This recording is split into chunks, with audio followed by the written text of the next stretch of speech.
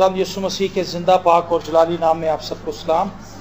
मेरे साथ निकालिए दानियल नबी का सहीफ़ा, उसका 9वां बाब, उसकी पहली आयत से हम तिलावत करेंगे। दानियल नबी का सहीफ़ा, उसका 9वां बाब और उसकी पहली आयत से। खुदा के जिंदा पाक कलाम में यूँ लिखा है, दारा बिन अक्सवीरस जो मादियों की नस्ल से था और कसदियों की मुमलकत पर बादशाह मुकर्रर हुआ, उसके पहले साल में, यानी उसकी सल्तनत के पहले साल में, दानियल ने किताबों में उन बरसों का हिसाब समझा जिनकी बाबत खुदावंद का कलाम यिर्मयाह नबी पर नाजिल हुआ कि यरूशलेम की बर्बादी पर 70 वर्ष पूरे गुजरेंगे।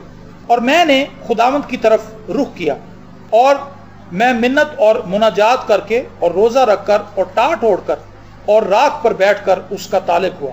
और मैंने खुदावंद अपने खुदा से दुआ की और इकरार किया और कहा कि ए खुदावंद अजीम और मुहीब खुदा, तू अपने फरमा बरदार मोहब्बत रखने वालों के लिए अपने अहद व रहम को कायम रखता है। आमीन। ये दुआ जो दानियल ने की है, असीरी के दौरान की है। बनी इस्राएल कौम असीर होकर, गुलाम बनकर, कैदी बनकर बाबल में थे और यिर्मयाह नबी ने कलाम कर रखा था कि 70 बरस के बाद खुदा बनी इस्राएल को वापस लौटा लाएगा, खुदा उन्हें याद करेगा। वो वक्त पूरा होने वाला था जो कलाम खुदा ने किया था, लेकिन तो भी हालात ऐसे नहीं थे कि खुदा बनी इस्राएल कौम को वापस ले जाए।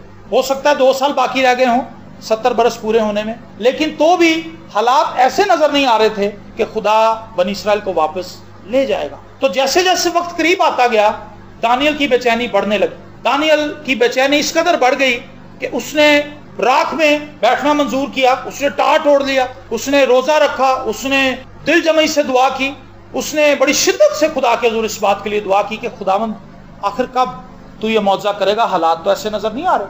पहली बात जो इस पैगाम के अंदर मैं आपके सामने रखना चाहता हूँ, हमेशा दुआ करने का मौजू वक्त वो है जब आप मुसाइब के अंदर घिरे हों। लेकिन मुश्किल हालात में, परेशानी की घड़ी में दुआ करना मुश्किल भी है, लेकिन मौसर दुआ यही है, इसमें हम बेहतर दुआ कर पाते हैं। तो किसी शख्स ने, खुदा के खादिम ने बड़ी खूबसूरत बात कही।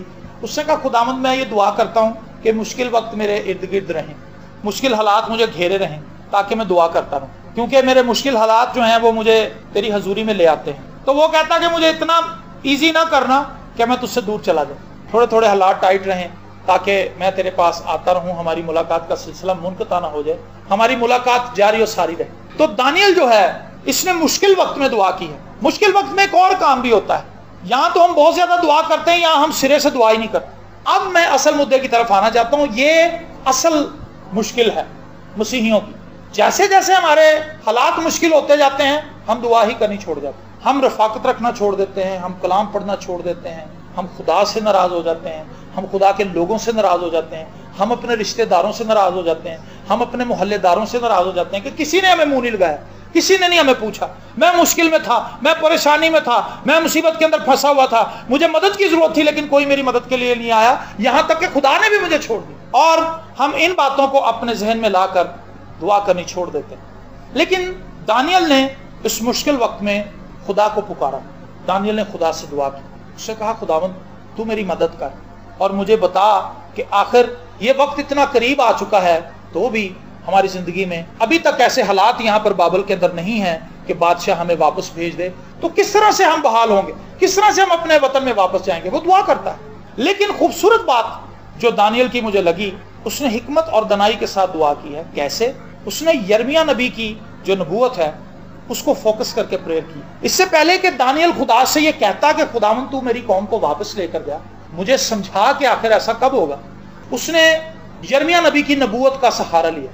यिर्मयाह नबी पहले ये कलाम कर चुका था। उसने कहा, खुदावंद तूने ही अपने नबी की बाबत ये कलाम किया है कि मैं बनी इस्राएल को 70 बरस के बाद असीरी से वापस उनके मुल्क में पहुंचा दूं। मुझसे और आपसे भी खुदा ने अनगिनत वादे किए। क्या आपने कभी उन वादों को पढ़ा है? मैं हमेशा तुम्हारे साथ रहूंगा, दुनिया के आखिर तक तुम्हारे साथ रहूंगा, दिया करो तुम्हें भी दिया जाएगा, मांगो तुम्हें मिल जाएगा, ढूंढो खटखटाओ तो तुम्हारे वास्ते खोला जाएगा। ये सब वादे हैं। इन तमाम वादों के अंदर, बाइबल मुकद्दस के अंदर हजारों हजार वादे हैं। इन वादों को लेकर हम खुदा के हुजूर दुआ करने के लिए जा सकते हैं। दानियल ने कहा, खुदावंद तूने कलाम किया है, लेकिन ये कलाम तो पूरा नहीं हो रहा। खुदावंद तूने कहा था कि मांगो तो दिया जाएगा, तो मुझे तो नहीं मिल रहा। तेरे कलाम में लिखा है कि तुम खुदावंद अपने खुदा की इबादत करना तो मैं तुम्हारे रोटी और पानी पर बरकत दूंगा, लेकिन हमारे घर में तो बरकत नहीं है। आप उन वादों को लेकर खुदा के हुजूर जाएं, आप उन वादों को लेकर खुदा के हुजूर दुआ में झुक जाएं, लेकिन इन वादों को लेकर किस सोर्स से खुदा के हुजूर में जाना है, ये इसी पैसेज के अंदर हमने पढ़ा है। और मैंने खुदावंद खुदा की तरफ रुख किया और मैंने मिन्नत और मुनाजात करके, खुदा से लड़ाई नहीं करनी, खुदा से रिक्वेस्ट करनी कि खुदावंद तू अपने वादों को याद कर, खुदावंद तू अपने वादों को मेरी जिंदगी में पूरा कर। आमीन। हम बड़ी इजी जिंदगी गुजार रहे हैं, हमारी जिंदगी के अंदर कश्मकश नहीं है कोई। दुनियावी कामों को लेकर बड़ी कश्मकश, ऐसा कैसे करेंगे, शादी आ रही है, बच्चों के कपड़े कैसे बनाएंगे, बीवी के कपड़े कहां से खरीदूंगा, किस गाड़ी में हम जाएंगे, बंदे हमारे ज्यादा हैं, मोटरसाइकिलें 2 हैं, गाड़ी का रेंज कैसे करूंगा। चलो कपड़े तो हो ही जाएंगे, लेकिन किस बंदे को, हमारे किसी रिश्तेदार के पास गाड़ी भी नहीं है, नजरें दौड़ाते हैं, फेल हो जाते हैं, फिर जब गाड़ी का रेट पता करने के लिए जाते हैं वो हजारों में पैसे बता देता है, फिर उससे भी फिक्रमंदी हो जाती है। इन बातों के ऊपर हम बहुत गौर करते हैं, हमारा ध्यान बहुत लगा रहता है, लेकिन रूहानी आलम में हमारी जिंदगी के अंदर कोई कश्मकश नहीं, हमारे अंदर खुदा को लेकर कोई भी कंफ्लिक्ट नहीं पाया जाता, कोई ऐसी चीज नहीं है जो हमें हिलाए अंदर से। बस हम सोए हुए हैं, हम सोए हुए मसीही। हम आते हैं चर्च में, कुछ ऊँग लेते हैं, कुछ आंखों को ऐसे ऐसे कर लेते हैं, कुछ मलते हैं आंखों को, कुछ कंधों को ऐसे ऐसे करते हैं फ्लेक्सिबिलिटी के लिए, और कुछ हिलते रहते हैं, कुछ नीचे सर झुका के बैठे रहते हैं। कलाम चल रहा होता है वो बिल्कुल नीचे सर कर लेते हैं, पता नहीं वो किस मुराकबे में चले जाते हैं। आते हैं वो कलाम सुनने के लिए हैं, मुराकबे में आप जानते हैं आंखें बंद करके बस मगन हो जाता बंदा, पता नहीं कहाँ चला जाता। लेकिन कलाम जब आप सुनते हैं तो इसमें जरूरी है कि आप अलर्ट हों कलाम सुनने के लिए। खुदा ने मुझसे और आपसे जो वादे किए हैं हमें वो याद ही नहीं, हम कभी उनको लेकर खुदा के पास गए नहीं। तो खुदावंद ये वादा तो बाइबल मुकद्दस में लिखा है, ये मेरे लिए भी है, ये मेरी जिंदगी में क्यों नहीं पूरा हो रहा। हम मुतजस्सिस नहीं है, हमारे अंदर तजस्सुस कोई नहीं है, हमारे अंदर जुस्तजू कोई नहीं है, प्यास कोई नहीं। अभी हमने ज़बूर गाया है, पानी दे सोते हैं। हिरनी जो है वो पानी के सोतों के पास जाती है, जैसे उसको प्यास लगती है, उसकी जुबान खुश्क होती है और उसके तालू से जा चिपकती है, और फिर वो परेशानी की हालत में उस पानी के अंदर मगरमच्छ भी हैं और उस पानी के इर्द गिर्द खूनखार जानवर भी, दरिंदे भी छुपे हुए हैं जो उसे हलाक करने की ताक में है। वो तो बैठे रहते हैं वहां पर, किसी तरह कोई मासूम जानवर आए और हम उसे हड़प करें, लेकिन तो भी उसकी प्यास की शिद्दत उसे मजबूर करती है कि वो उस नदी के पास जाए, वो उस झील के पास जाए। और फिर जब वो जाती है और वो पानी वो पीता हिरन और अपनी प्यास बुझाता है। खुदा के हजूर जाने के लिए भी मैं समझता हूं आसानी नहीं है।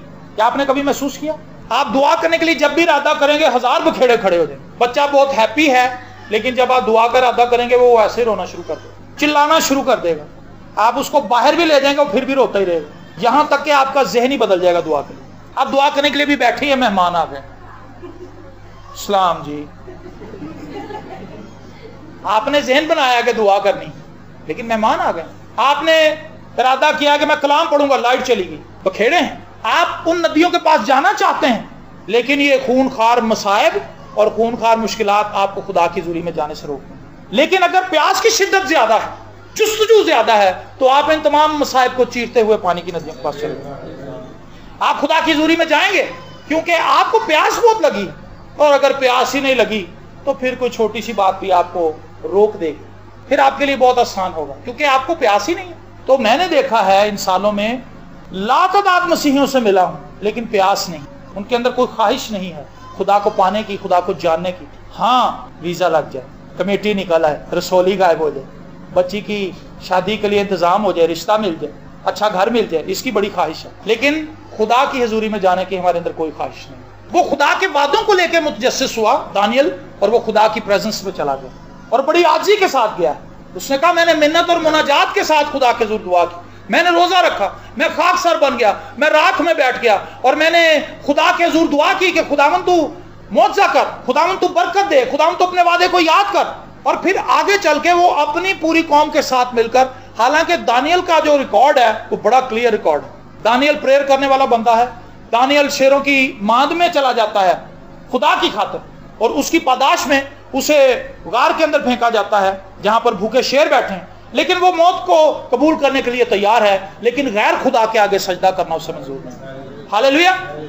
तो दानियल का रिकॉर्ड बड़ा जबरदस्त है, वो ईमानदार आदमी है और वो मैं नोशी करना पसंद नहीं करता, बुतों की कुर्बानी खाना पसंद नहीं करता। पहले चैप्टर के अंदर ही हमें एक कहानी मिल जाती है कि उन्हें जब असीर करके ले जाया गया तो उसमें से कुछ अच्छे लोग जो थे बनी इसराइल के, खूबसूरत नौजवान और अक्लमंद नौजवान, उनको चुन लिया गया और बादशाह के हुजूर पेश कर दिया गया और उन्हें कहा गया कि तुम्हें शाही खुराक मिलेगी। लेकिन शाही खुराक जो थी वो बुतों की कुर्बानियों में से आती थी, क्योंकि वो बुत परस्त कौम थी। बाइबल के अंदर लोग अपने बच्चों को भी आग में से गुजारते थे अपने देवताओं को खुश करने के लिए, और भी नित नए उनके रस्म और रिवाज थे जिनसे बनी इसराइल वाकिफ नहीं थे। और उन्होंने कहा उस शख्स से जो हेड था, जो उन्हें खाना प्रोवाइड करता था, उन्होंने कहा दानियल ने और उसके 3 दोस्तों ने कि हम ये खुराक नहीं खा सकते, आप हमें साग पात दें, हम वही खा लेंगे और हम खुदा पर ट्रस्ट करते हैं, खुदा हमें कमजोर नहीं पड़ने देगा। उसने कहा यह कैसे हो सकता है, अगर तुम उस दिन जिस दिन बादशाह तुम्हें देखने के लिए आएगा सब नौजवानों को, तो अगर तुम उसमें से कमजोर निकले तो वो तो मुझे पकड़ लेगा। दानियल ने कहा ऐसा नहीं होगा, तू हमारी बात मान। और उसके दिल में रहम आ गया, खुदा का खौफ आ गया, कुछ भी कह लें आप। उससे उनकी बात मानी और साग पात देने लगा, सब्जी तरकारी वगैरह खाते थे। लेकिन जिस दिन बादशाह के सामने हाजिर हुए तो लिखा है उन 4 नौजवानों के चेहरे बाकियों से हशाश बशाश, उनके चेहरों के ऊपर नूर था, प्रेजेंस की वजह से, खुदा की हुजूरी की वजह से। दानियल का रिकॉर्ड बड़ा खूबसूरत है, ना वो बुतों को पूछता है, ना वो बुतों की कुर्बानियां खाता है, खुदा को हर जगह पर जलाल देता है। लेकिन इसके बावजूद भी अगर आप इस चैप्टर को पढ़ें, मैं आपसे दरखास्त करूंगा कि आप 9वें बाब को, दानियल के 9वें बाब को आप जरूर घर जाकर पढ़ें, और अगर एक मरतबा में आपको समझना है दूसरी दफा पढ़ें, तीसरी दफा पढ़ें, कुछ वक्त दें। 10 से 15 मिनट का ही काम है, लेकिन इससे आपको बरकत मिलेगी। दानियल ने अपनी तमाम कौम के साथ मिलकर अपने गुनाहों का भी इकरार किया है। वो ये नहीं कहता कि खुदावन मेरी कौम बड़ी गुनाहगार है, मैं अपनी कौम के लिए दुआ करता हूं मेरी कौम को माफ कर दे। वो कहता हमने गुनाह किया है। ये दुआ का एक अगला हिस्सा है जिससे हम शिफायत करना कहते हैं। जब आप दूसरों के लिए दुआ करें तो अपने आप को खुदा के जरूर अच्छा ना बनाएं कि खुदावन देखो मैं तो चर्च आने लग पई हूं, लेकिन मेरी जड़ी सास है तौबा तौबा, वो पता नहीं कदों तौबा करेगी। मैं तो चर्च अब आ जाती हूं लेकिन मेरी सास नहीं आती, मेरी जेठानी नहीं आती, उसका दिल बड़ा सख्त है। खुदावन तेरा शुक्र हो तूने मुझे बचा लिया। उनको भी कोई अकल दे। जब भी आप दुआ करें आप अपने आप को खुदा के जरूर रास्तबाज ना बनाएं। आप कहें खुदावन मेरा घराना तुझसे दूर है, अपने आप को भी बीच में ही रखें। खुदावंद हम तुझसे दूर हैं, हमारे घराने को अपने पास ले आ, हम तुझे जान जाएं, हम तुझे पहचान जाएं। खुदावंद हमारा घराना तुझसे बहुत ही दूर है, हम तेरे कलाम की समझ नहीं रखते, अपने कलाम की समझ हमें अता कर। हम वैसे तो दुआ नहीं करते, अगर दुआ करें भी तो हम दूसरों को इल्जाम देते हैं, दूसरों पर इल्जाम तराशी करते हैं और अपने आप को हम बरी कर लेते हैं। आपने अपनी गुफ्तगू में भी ये बात देखी हो, कोई भी गलती हो जाए फौरन दूसरे पर डालते हैं, अपने ऊपर तो कोई भी नहीं लेता कि हाँ जी ये मेरी गलती थी, मैं आप मेरी ड्यूटी लगा गए थे, मैं हट गया था और पीछे से बच्चे ने सारे गिलास गिरा दिए शीशे पे और टूट गए। आप उससे कहेंगे कि भाई मैंने तो आपकी ड्यूटी लगाई थी, वो कहेगा जी मेरी तो ड्यूटी लगाई थी लेकिन वो पीछे से एक बंदे ने मुझे बुला लिया, वो भी काम बड़ा जरूरी था, मैं उसकी बात सुने गया हूँ, पीछे से बच्चे ने चादर खींच दी, तो मैं क्या करूँ। ये भी तो हो सकता था कि वो कहता कि जी आप 1 मिनट रुकें, ये बड़ा हसास काम है जिस पर मुझे मामूर किया गया है, मैं कोई और बंदा यहाँ पर खड़ा करके आऊंगा फिर आपकी बात सुनो। लेकिन उसने ऐसा नहीं किया, उसने लापरवाही की, गिलास टूट गए, उसके बाद उसने जिम्मेदारी अपने ऊपर नहीं ली। हम बड़ी आसानी से दूसरों पर मलबा डाल देते हैं और खुद आजाद हो जाते हैं, लेकिन मसीही जिंदगी में ऐसा नहीं।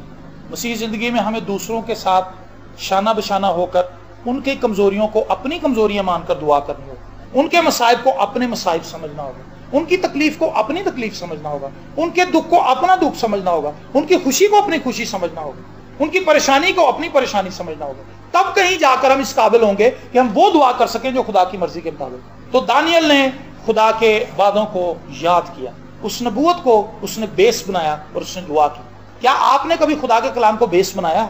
बेस बनाए खुदा के कलाम। खुदा के कलाम में बेशुमार ऐसी बातें जिनको बेस बना के आप अपनी जिंदगी के तमाम मुद्दों के लिए दुआ कर सकते। आपको पैसों की जरूरत है, ये बातें तो सबको पता है, मांगो तो तुम्हें दिया जाएगा। मांगो जो भी आपको चाहिए तो तुम्हें दिया जाएगा।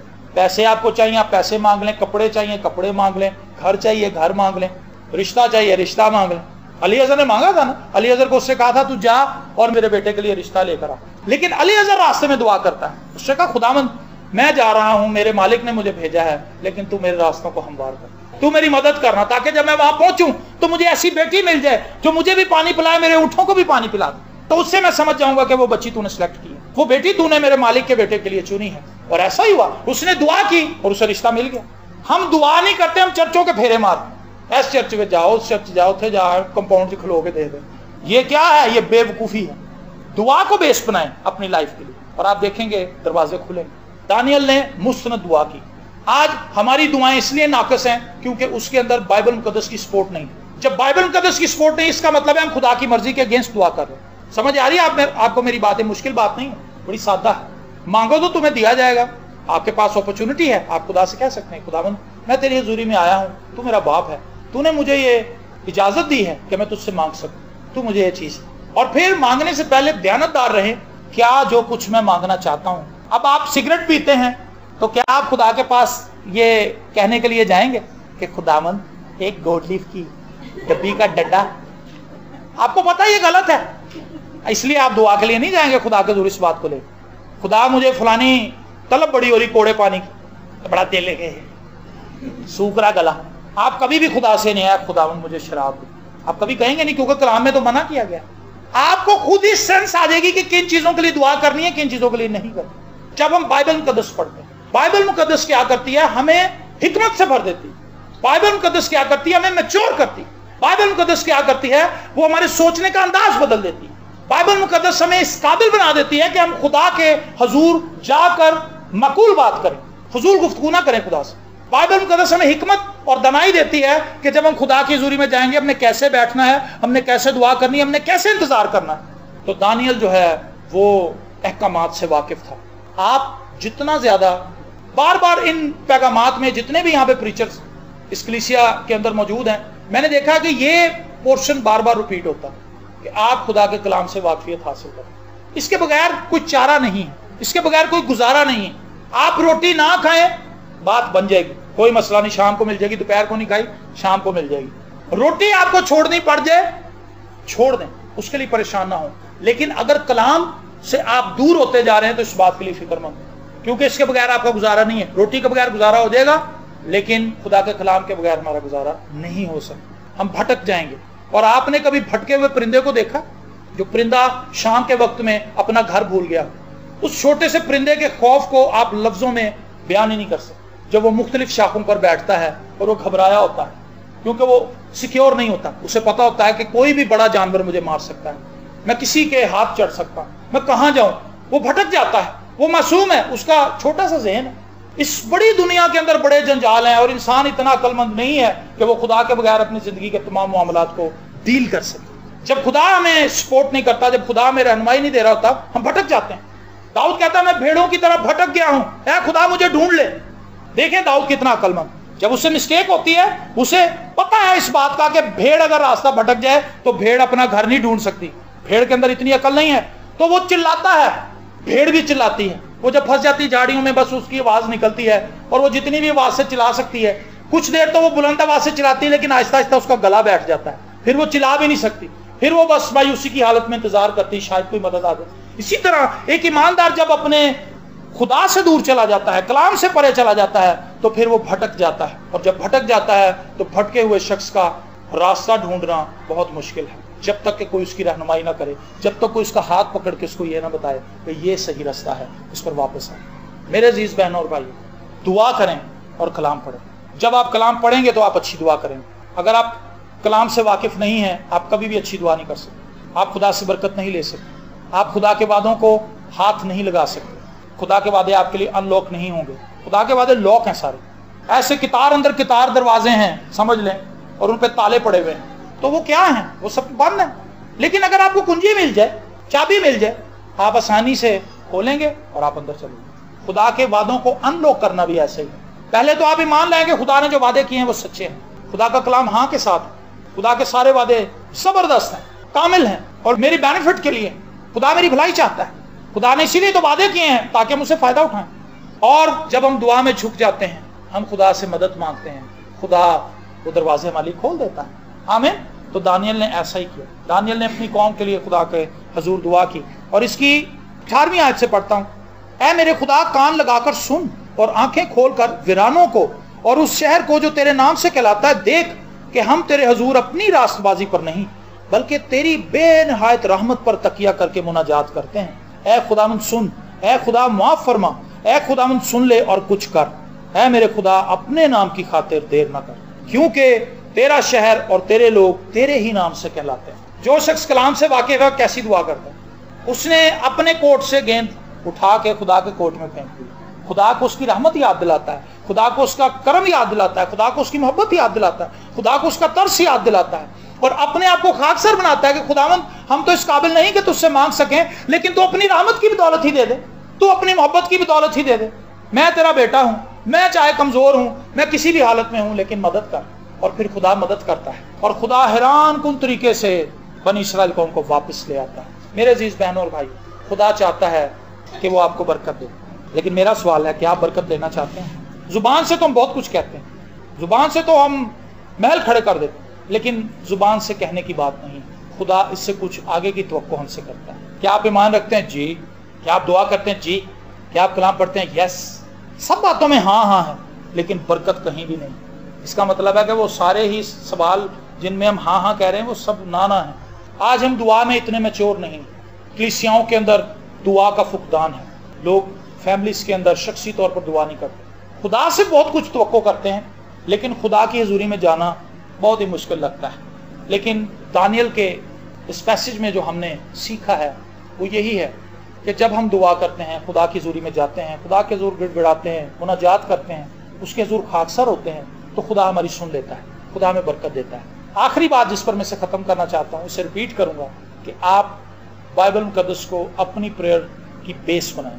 जिस घर की बुनियाद अच्छी होती है वो घर कायम रहता है, जिस घर की बुनियाद अच्छी नहीं होती वो गिर जाता है। जल्जला आए वो गिर जाएगा, कुछ साल गुजर जाएं वो कमज़ोर पड़ जाएगा। अभी पिछले दिनों में शायद फैसलाबाद में एक घर की छत गिरी है, उसके अंदर 4-5 लोग, कुछ बच्चे भी थे, दब के मर गए। वजह क्या थी कि वो मकान कमज़ोर था। हमारी दुआया ज़िंदगी इसलिए बड़ी कमज़ोर है क्योंकि हमारे पास कलाम का नॉलेज नहीं, हमारे पास हिकमत नहीं है, वो हिकमत जो कलाम हमें देता है। आप बाइबल मुकद्दस को पढ़ना शुरू करें, खुदा आपको टारगेट देगा कि किन किन बातों के लिए दुआ करना। बहुत से लोग कहते हैं जी हमें तो पता ही नहीं कि किस तरह दुआ करें, 5 मिनट से ज़्यादा नहीं होती दुआ, कैसे करें दुआ इतनी लंबी पादी साहब। तो मैं उनसे कहता हूँ यार बाइबल मुकद्दस पढ़ो, वहाँ पे तो बथेरे टास्क आपको मिल जाए। खुदा आपको बताएगा किन बातों के लिए दुआ। ज़बूर में लिखा है रात के हर पहर से पहले मेरी आँख खुल जाती है, क्योंकि लोग तेरी शरीयत को नहीं मानते। क्या ये छोटी बात है कि आप तो निजात याफ्ता है, आपका मोहल्लेदार निजात याफ्ता नहीं, उसके लिए दुआ करें। आपके पास एसी है, आपके भाई के पास एसी नहीं, दुआ करें उसके लिए। आपके पास गाड़ी है, उसके पास साइकिल भी नहीं है। आपके पास बेटा और बेटी है, उसके पास औलाद नहीं। बहुत सी बातें हैं जिनके लिए आप दुआ कर सकते। लेकिन जब हम बाइबल मुकद्दस को पढ़ते हैं तो खुदा हमारा ज़हन खोलना शुरू करता है, खुदा हमारे दिल में बोझ डालता है और हम लोगों के लिए शिफायत करना शुरू कर देते हैं। हालेलुया। दानियल ने शिफायत की, उसने अपने आप को खुदा के ज़ुर खाकसर बनाया, उसने अपनी नेक नामी को खुदा के ज़ुर नहीं जताया, और उसने खुदा से दुआ की और खुदावंद ने बंधनों को तोड़ दिया। खुदावंद अपने कलाम को हमेशा पूरा करने के लिए बेदार रहता है। खुदा आपकी ज़िंदगी में, मेरी ज़िंदगी में, हमारी ज़िंदगी में, हम सबकी ज़िंदगी में ब्लेसिंग को लाना चाहता है, बरकत को लाना चाहता है। लेकिन वो ये चाहता है कि हम अपनी जुस्तजू को, अपनी ख्वाहिश को, अपनी तशनगी को तो जाहिर करें और उसकी हजूरी में आकर दुआ करें। मेरी दुआ है कि आप रोज़ बरोज़ खुदावंद में बढ़ें, तरक्की करें और आपकी ज़िंदगी खुदावंद में मजबूत होती जाए। अपनी आंखों को बंद करेंगे और सब मिलकर दुआ करेंगे।